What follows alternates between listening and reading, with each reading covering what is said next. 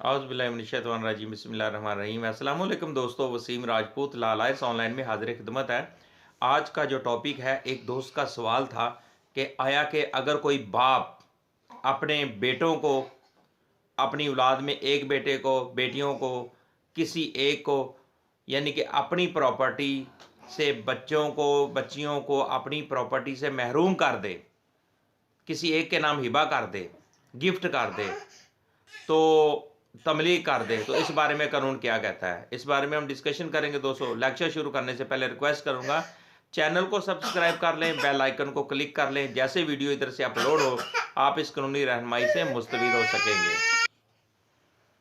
दोस्तों, लेक्चर की तरफ आते हैं कि ये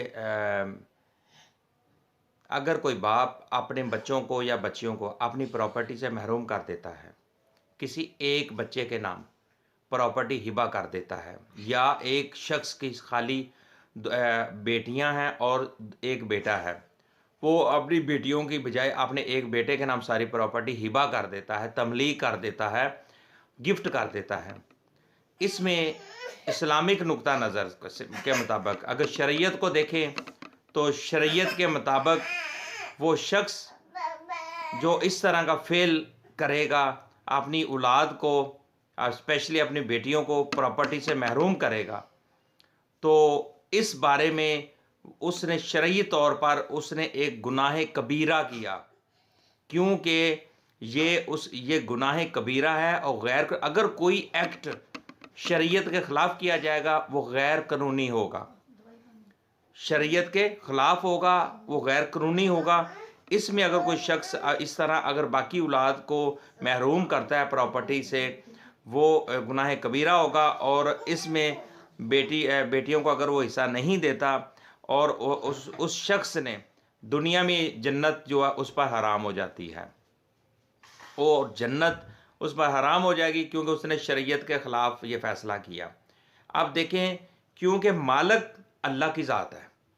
बंदा कहता है जी मैं मालिक हूँ, मैं जिस मर्ज़ी को सेल करूँ, मैं जिस मर्ज़ी बच्चे को हिबा कर दूँ। ये एक रूटीन पे हमारे माशरे के अंदर एक रूटीन की प्रैक्टिस चल रही है कि बंदा अपनी ज़िंदगी में जिसको मर्ज़ी वो हिबा कर दे। हाँ, एक अलग बात है कि बंदा इस प्रॉपर्टी को सेल करता है, सेल करने के बाद हाँ अगर कोई घर के हालात ख़राब है या कोई ऐसा इशू है, वो अपनी प्रॉपर्टी सेल कर किसी और जगह पे प्रॉपर्टी ख़रीद लेता है, वो और चीज़ है। अगर प्रॉपर्टी एक बेटे के नाम कर दी, बेटियों को महरूम कर दिया। देखें कुरान को, देखें कुरान को खोल के पढ़ लें, उसमें क्या है, बेटियों का हिस्सा बताया गया, बेटों का हिस्सा बताया गया, रिश्तेदारों का हिस्सा बताया गया, बीवी का हिस्सा बताया गया, माँ का हिस्सा बताया गया, बाप का हिस्सा बताया गया, भाइयों का, बहनों का, सभी के हिस्से बताया गया है। इंसान कहता है मैं मालिक हूँ, मैं जिसको मर्जी दूँ। मालिक अल्लाह की ज़ात है। ये दुनिया फानी है, हम मट्टी हैं, मट्टी में हमने जाना है, हमने मर जाना है, आज निकल नहीं हम गए, ये चीज़ इधर की इधर रह जानी है। क्यों हम अपने लिए कब्र को अपने ऊपर वजनी कर रहे हैं? हम जिन बच्चों के लिए फ्रॉड धोखा कर रहे हैं, आया कि वो बच्चे हमारे होंगे? कुछ बेटे क्या होते हैं, अपने बाप को बूढ़ा पाते हैं और उसका सानगुठे लगवा लेते हैं, और बाद में उसको कहते हैं हमारे बाप ने हमको हिबा कर दिया। बेतहाशा 200 इस तरह की, मैं लाहौर हाई कोर्ट की जजमेंट के भी पीछे लेक्चर दे चुका हूँ हिबा के बारे में। सुप्रीम कोर्ट की जजमेंट, जस्टिस फायद ईसा साहब की जजमेंट है, तो उसमें भी भाई ने एक बहन का क्या किया था, प्रॉपर्टी आपने एक जाली हिबा तैयार कर लिया था, लेकिन उसमें विटनेस और सारा वो साबित नहीं कर सका, फ्रांसिस नहीं करवा सका, शहादत उसकी कमज़ोर थी। लेकिन बाद में सुप्रीम कोर्ट ऑफ पाकिस्तान ने उसकी जो प्रॉपर्टी थी वो बेटियों को उनका हक दिलवाया। पिछले दिनों जैसे शान गुल साहब की जजमेंट आई है, बाप ने अपनी बेटियों के नाम किया, उसका और बेटा नहीं था, भतीजे दरमियान में आ गए, तो वो बाद में उन बेटियों के हक में फ़ैसला हुआ। तो दोस्तों, कहने का मतलब बेतहाशा जजमेंट है जो कोई बाप अपनी, कई बाप होते हैं अपनी ज़िंदगी में माँ बाप बेटों के नाम कर देते हैं। ये सरासर गैर कानूनी है, गैर फितरी है और गैर शरई है, शरीयत के ख़िलाफ़ है। मालिक सिर्फ इस ज़मीन की, इस प्रॉपर्टी की वो एक ज़ात है, वो अल्लाह है। जब कुरान में एक चीज़ बता दी गई है कि ये बेटी का हिस्सा है, ये बेटे का हिस्सा है, ये माँ का हिस्सा है, ये बाप का हिस्सा है, ये बहन भाइयों का हिस्सा। अगर बेटियां हैं तो उनमें से इतना हिस्सा तकसीम करके बाकी हिस्सा अगर वारस जो ऑनर है प्रॉपर्टी डेथ हो जाती है, उसके बाद खाली बेटियां हैं तो बेटियों को उसके शरीयत के मुताबिक जो हिसाब बनता है उनमें तकसीम होगा, बाकी उनके वारसों में चला जाएगा, यानी कि मरने वाले के भाइयों के पास चला जाएगा। इसी तरह उस वहाँ में जब अल्लाह अल्लाह पाक ने एक हुक्म दे दिया है, शरीयत बता दिया है कि ये हिस्से हैं, तो फिर बंदा क्यों अपनी बाकी औलाद को महरूम करता है। तो दोस्तों इसमें पाकिस्तान इस बारे में पाकिस्तान में कानून साजी हो रही है, तो इससे कि ऐसा फेल जो इंसान इस तरह का फेल करेगा उसका अजाला भी किया जा सके। तो इस्लाम के मुताबिक आईन पाकिस्तान के मुताबिक जो वो ये आईन पाकिस्तान के मुताबिक ये कवानीन साजी हो रही है ताकि अल्लाह और अल्लाह के रसूल के मुताबिक जो अदल किया जा सके, जो इस्लाम ने कहा है उसके मुताबिक अदल किया जा सके। अब एक चीज़ है, मोस्टली जो हिबा होते हैं ना दोस्तों, वो 70 साल से ऊपर के जो वालिदैन होते हैं उनके होते हैं।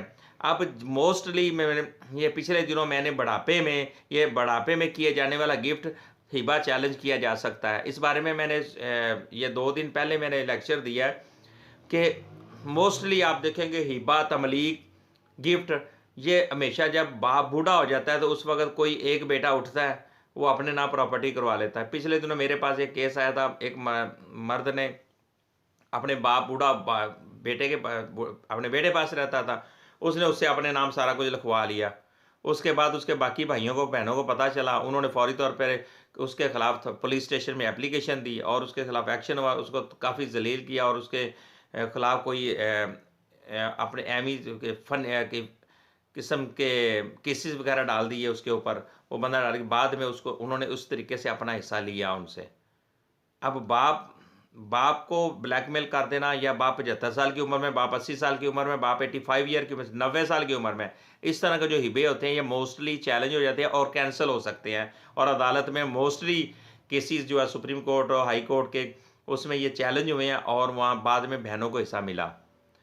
तो इसलिए दोस्तों इसमें अगर कोई बाप किसी एक बेटे को प्रॉपर्टी हिबा करता है, तमलीक करता है, बाकी वारसों को महरूम करता है, उसको ये बताना होगा कि उसने डिप्राइव क्यों किया, ये बाकियों को महरूम क्यों कर रहा है, ये रीज़न बताना ज़रूरी है। हिबानामा के अंदर उसको बताना चाहिए कि क्यों उनको उस महरूम किया जा रहा है। इस फेल ये जो उसका फेल है कि वो एक बेटे को या 2 बेटों को सारी की सारी प्रॉपर्टी वो हिबा कर रहा है और अपनी बेटियों को उससे महरूम कर रहा है। उसे ये नहीं पता कि वो बेटियां भी उसी का ब्लड है, उसका खून है, वो भी एक माँ की कोख से पैदा हुई हैं, वही एक माँ के पेट से बेटे भी उसी माँ की कोख से पैदा हुए और बेटियां भी उसी माँ की कोख में पैदा हुई हैं।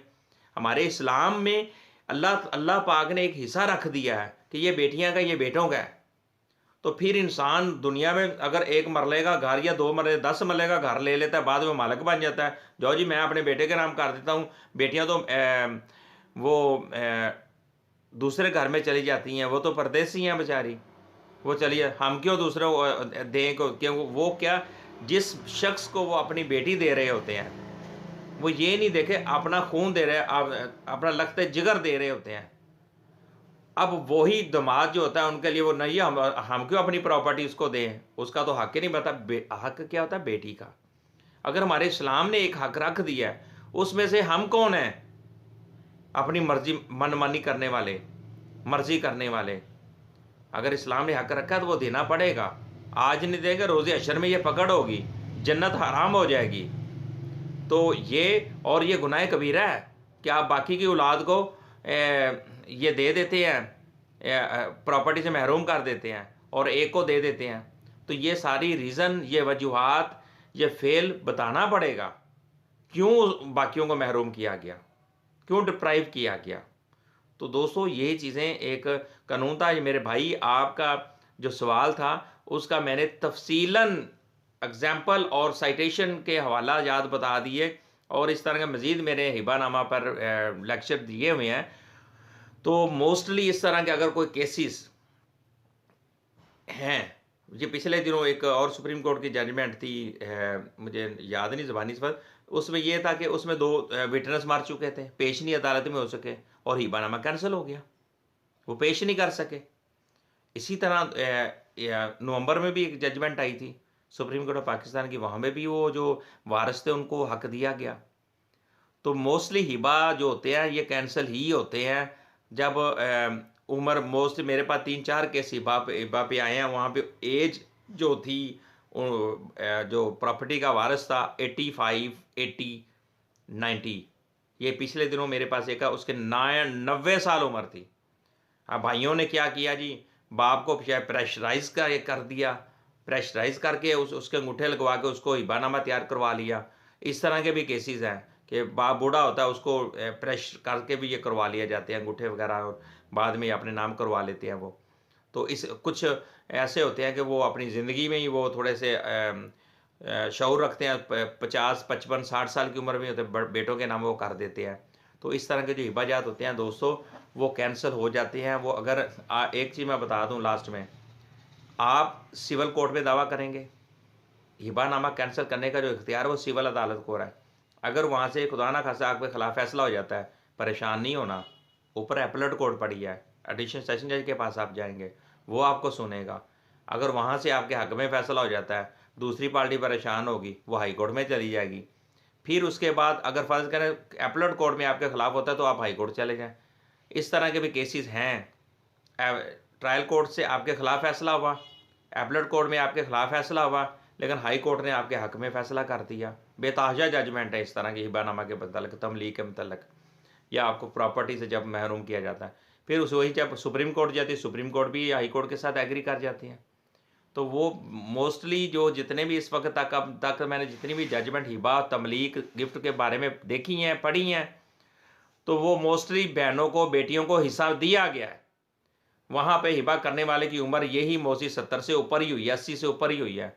और फ्रॉड, धोखा उस वक्त ही होता है। मोस्टली हिबानामा दोस्तों जब बंदा मर जाता है उस वक्त तैयार किए जाते हैं, या वो बंदा बिस्तर मरग पर होता है, मर्जल मरग पर होता है, तो वो क्या होता है कि वो उस वक्त उससे साइन अंगूठे लगवा दिए जाते हैं। बाद में वही रजिस्ट्रार तो यही है ना हमारे लोकल, कायदे-ए-आज़म चल जाता है, पैसा चल जाता है और रजिस्टर हो जाता है, मालिक बन जाते हैं।